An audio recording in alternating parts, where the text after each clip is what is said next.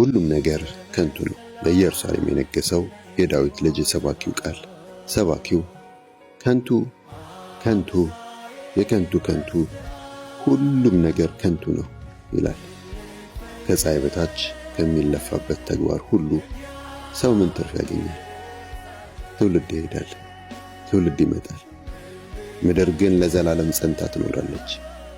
ፀሐይ ትወጣለች ትጠልቃለችም፣ ወደምትወጣበትም ለመመለስ ትጣደፋለች። ነፋስ ወደ ደቡብ ይነፍሳል፣ ወደ ሰሜንም ይመለሳል።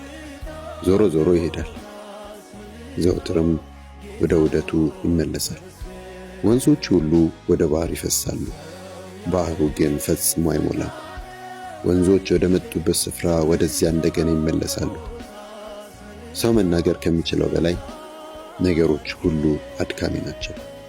ዓይን ከማየት አይጠግብም፣ ጆሮም በመስማት አይሞላም።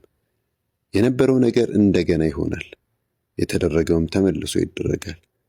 ከፀሐይ በታች ምንም አዲስ ነገር የለም።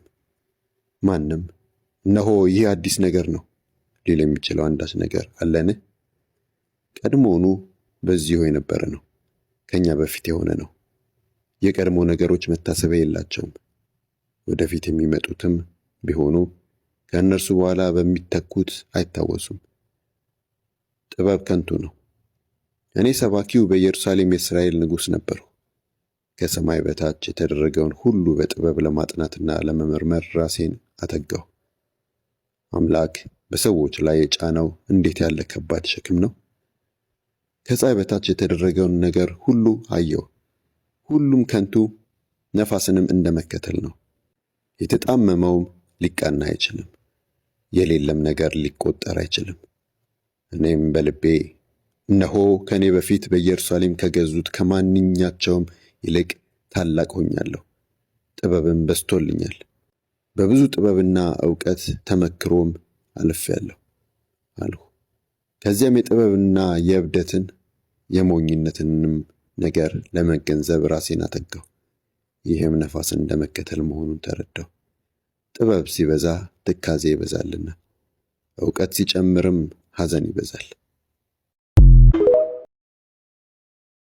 ሁሉም ነገር ከንቱ ነው። በኢየሩሳሌም የነገሰው የዳዊት ልጅ ሰባኪው ቃል።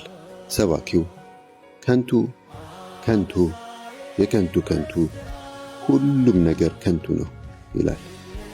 ከፀሐይ በታች ከሚለፋበት ተግባር ሁሉ ሰው ምን ትርፍ ያገኛል?